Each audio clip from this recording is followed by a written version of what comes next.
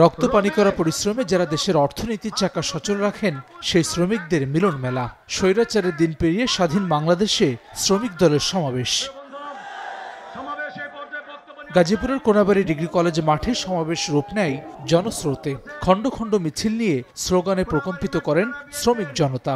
Garments, ঔষধ শিল্প সহ বিভিন্ন শিল্প প্রতিষ্ঠানে দুষ্কৃতকারীদের বিশৃঙ্খলা প্রতিরোধী ডাকে সমাবেশে বিশ্বের বুকে বাংলাদেশকে পরিচিত করে এই খাতকে রক্ষা করার শপথ নেন শ্রমিকরা।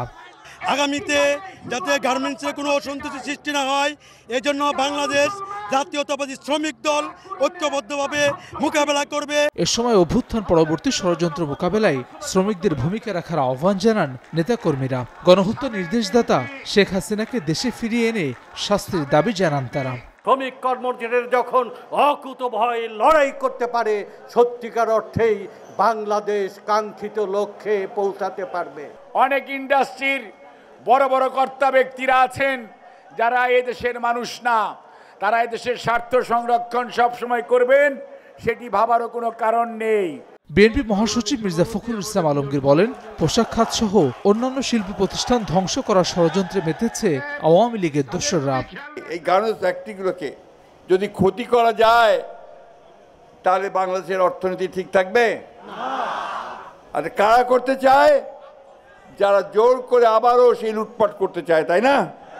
আর সেই সঙ্গে আরো একটা শক্তি আছে, এটা বাইরের শক্তি। এ সময় শেখ হাসিনাকে দেশে ফিরিয়ে আনতে ভারত সরকারকে চিঠি দেওয়ার আহ্বান জানান বিএনপি মহাসচিব। রাষ্ট্রবিরোধী, গণতন্ত্রবিরোধী শেখ হাসিনাকে দেশে ফিরিয়ে নিয়ে এসে অভিযোগগুলোর ভিত্তিতে তার বিচারের দাবিতে ভারতের কাছে চিঠি দেন তাকে ফেরত দেওয়ার জন্য। সমাবেশে সভাপতিত্ব করেন শ্রমিক দলের কার্যকরী সভাপতি সালাউদ্দিন সরকার। এতে যোগ দেন শ্রমিক দল সহ বিএনপির বিভিন্ন স্তরের নেতাকর্মী। দেশের অর্থনীতি সচল রাখার কারিগর এসব শ্রমিকরা চান ন্যায্য অধিকার, মাথা উঁচু করে দাঁড়াবার নিশ্চয়তা।